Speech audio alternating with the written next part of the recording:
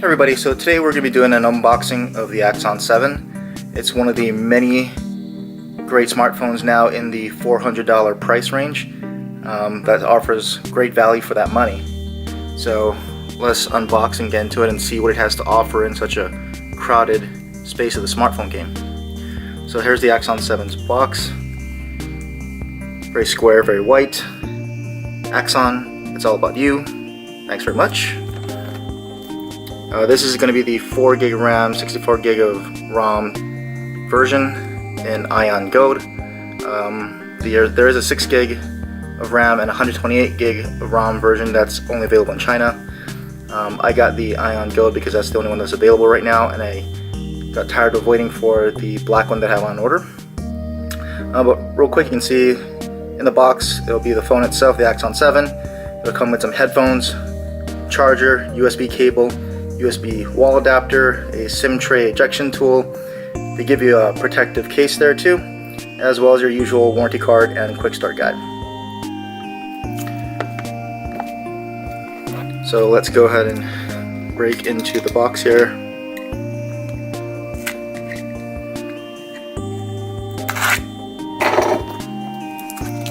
Peel off the plastic.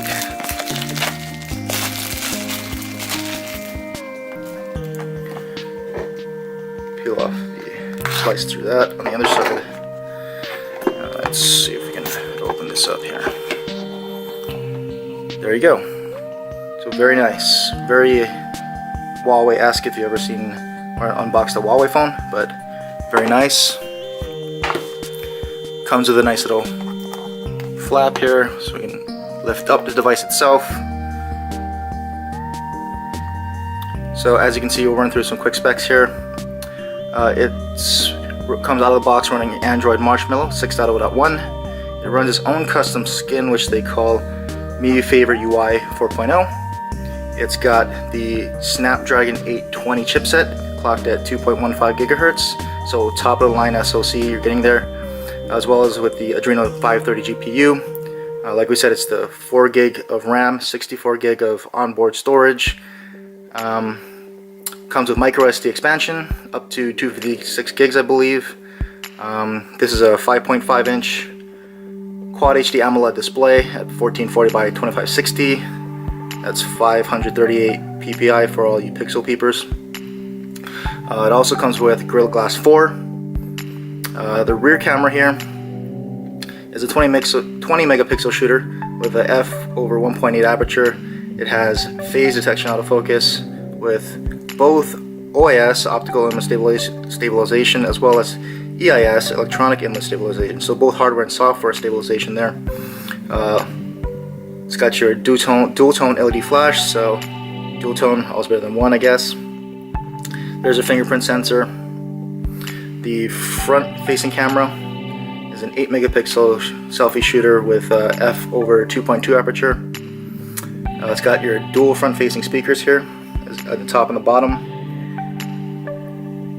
with that Dolby Atmos technology. It's also got built-in hi-fi audio DAC, or digital analog converter, to help improve the quality of the music when you listen through it through the actual headphone jack, which is up top here. And yes, this actually still has a 3.5mm headphone jack.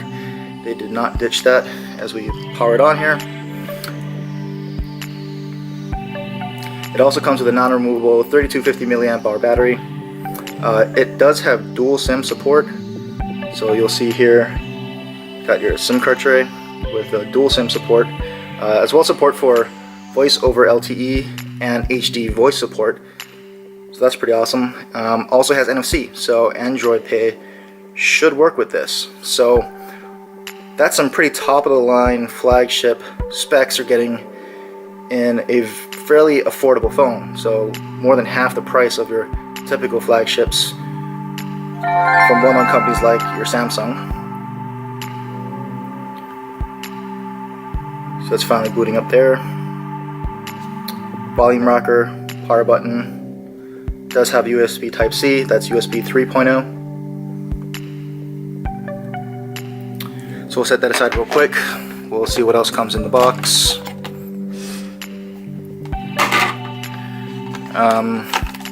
Here we go. There is your charger, and this should be a quick charger.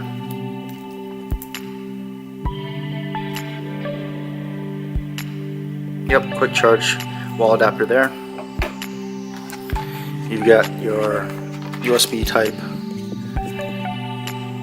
C cable here, rather USB to type C. Right there. You've got headphones, Huawei's version of the EarPods. Very nice that it includes some headphones there. Here's your paperwork. Quickly take a look, just for fun. Thanks for choosing ZTE. You've got your warranty card with Passport 2.0, and this is great. Unlimited auto warranty repairs for 2 years. So 2-year warranty that comes with the phone. It's not a separate protection plan that you have to buy. That's pretty awesome. Your quick start guide, if you feel like some late night reading. They give you a screen protector as well. Let's take a quick look at this. See if it's tempered glass. No, it's just a basic plastic screen protector. So for those of you who want some basic protection, you'll have some out of the box there. Get some of that stuff out of the way.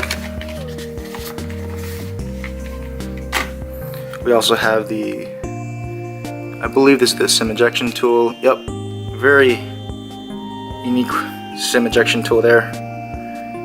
It's a nice little protector, little clip for your keychain or your bag. And just dump it out. This is your complimentary case. This is a very plastic, thin TPU feeling case, but at least they give you some case out of the box, because with smaller companies like this and cheaper phones like this, or lower priced phones like this, there's often not a lot of aftermarket accessory support in cases, so it's good you get one out of the box.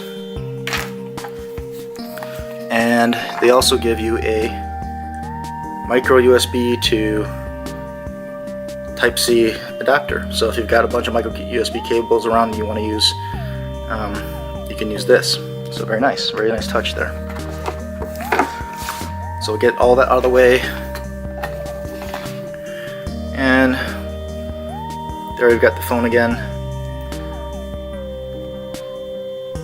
Usual welcome screen. We'll flip through all this stuff, we'll get it all set up, and we'll take you through maybe a quick tour. Okay, and we're back. I've gone through the setup, input all my information, and the one thing I'll notice about this device is that it's very solidly built, very nice in-hand feel, very solid. The other thing is that it has this nice diamond cut like edges here, very nice and beveled off and shiny. So that's a very nice touch there. The other thing to note, like you all probably already know, this was designed by ZTE in the USA, if they'll come through, but through BMW's design team, so not sure how much that really matters, but they did design a very nice phone. Feels great, very solid, nice unibody construction. So if you like that all metal phone feel, you're really gonna like this device. So fingerprint scanner works fairly fast, not the fastest, but still very nice and functional. So here's the UI, me favorite UI. We can kind of go into the pull down menu here. Stock-ish, but they've added a whole bunch of additional quick menu settings here. Editable, customizable, move them around, delete things, etc. Very nice there. If you hit up the settings, the first thing you'll notice is that they'll have a frequently used settings tab when you first bring up the settings, so all your most frequently used settings are there. You go to all settings, has a very stock-ish feel to it. They've got some custom features here. We've got their Me Pop type of feature, where it adds additional buttons onto the screen themselves. We'll explore that a little bit more later. Voice print, being able to use your voice to unlock the screen.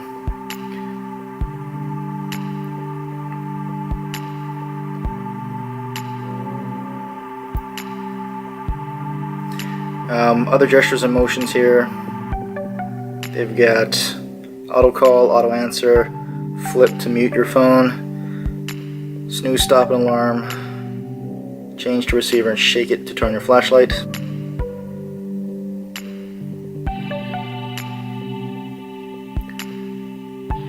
Additional settings down here, and we go into about. You can see this is running Android 6.0.1, Marshmallow out of the box, and Mi Favor UI 4.0 has a very Huawei-like feel to some of the UI elements here. Not necessarily a bad thing. The other thing you'll notice is the capacitive buttons here at the bottom of the device. Home, your recent apps, multitasking button, back button. So all in the usual places. You can customize and swap these to around your recent apps and back button, but that's about it. The other thing is that they're not backlit, which is a bit odd since the Axon Pro buttons, as well as the ZTE Z Max Pro, same button configuration, but they are backlit and they glow. And this would usually be the notification light. The home key would usually pulse for notifications. That's not the case here on the Axon 7 for some odd reason. I think if they added that, that would be a really nice touch, because that pulsing notification light is very cool. Not sure why they cut that out here, but just worth noting. You got your dual front firing speakers. We'll be testing those out with Dolby Atmos sound. But yeah, that's a quick tour of the UI. Still very snappy, very speedy. No complaints around speed so far. We'll be testing it out and really put it through its paces. But from all accounts, it's a very speedy, very capable device. We expect to have a very nice experience with this device. So far, so good. It actually feels a lot better and a lot more sturdy than I may have thought it would for some reason. But yeah, excellent device for all those who really like that metal unibody construction. One more thing, we'll try it the case on. So for those who want to see it with the case, you can do that. So there it is. Offers basic protection. It's definitely not going to be drop protection, but obviously all the cutouts are in the right spots. It'll give you that scratch protection to really protect that metal back there. Add some tactile feel to it. Very grippy, without adding much, if any, bulk at all. It's got some little bit of raised sides there to it. So if you want to put your phone face down, the glass won't be directly touching the table. So a lot of folks like that.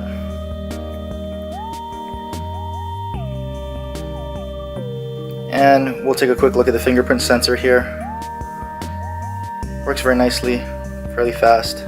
Touch, on, touch, on.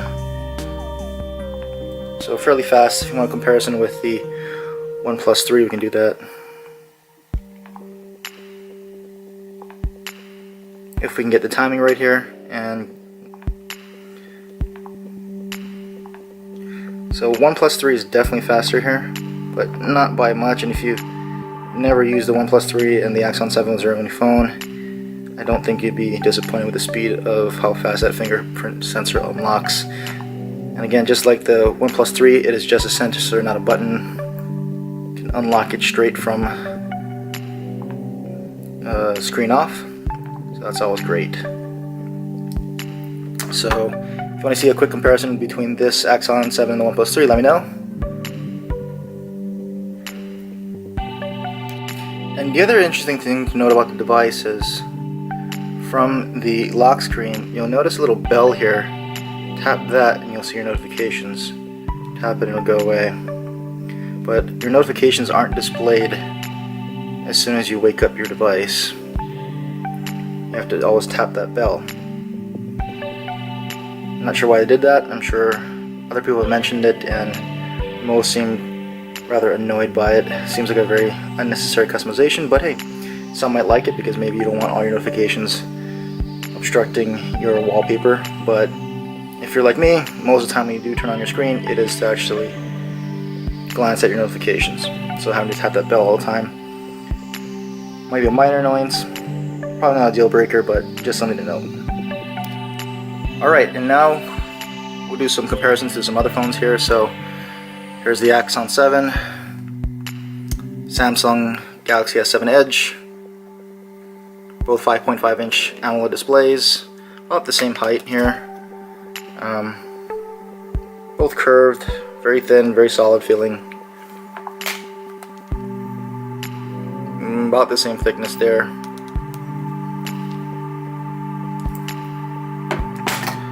We've got the ZTE Pro, so the predecessor to the Axon 7 here. It also had some speaker grills, although there's only one speaker at the bottom. There it is, a little taller, much thicker, still a well-built phone, but definitely a little bit chunkier there. Just for fun, we've got the HTC 10, a little bit smaller phone. But if you wanted a comparison, there you go. Side view, back. Got the similar antenna lines there, so from the back, fairly similar to a HTC. And there you go.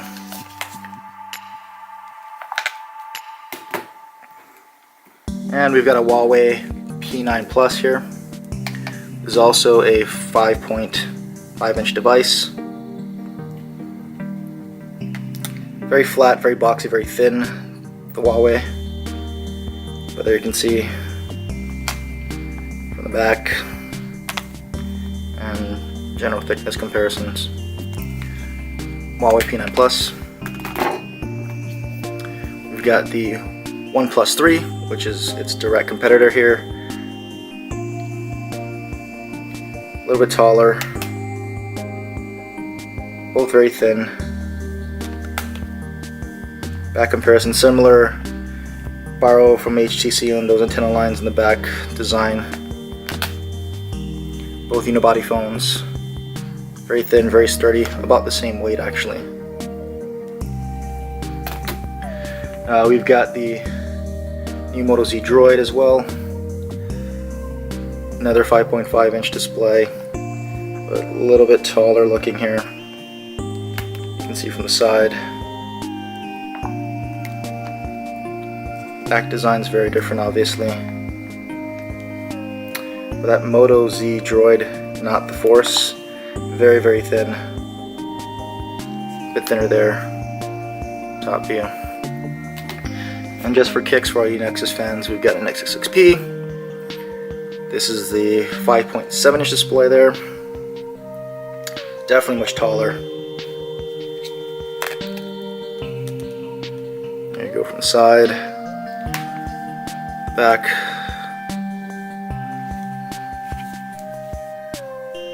There you go. So, we'll be playing around with this. We'll put our SIM card in it, use it for a while, come back with some thoughts and impressions. Anything specific you want me to check out, let me know. But yeah, this has been the initial unboxing of the ZTE Axon 7. Thanks for watching, everybody.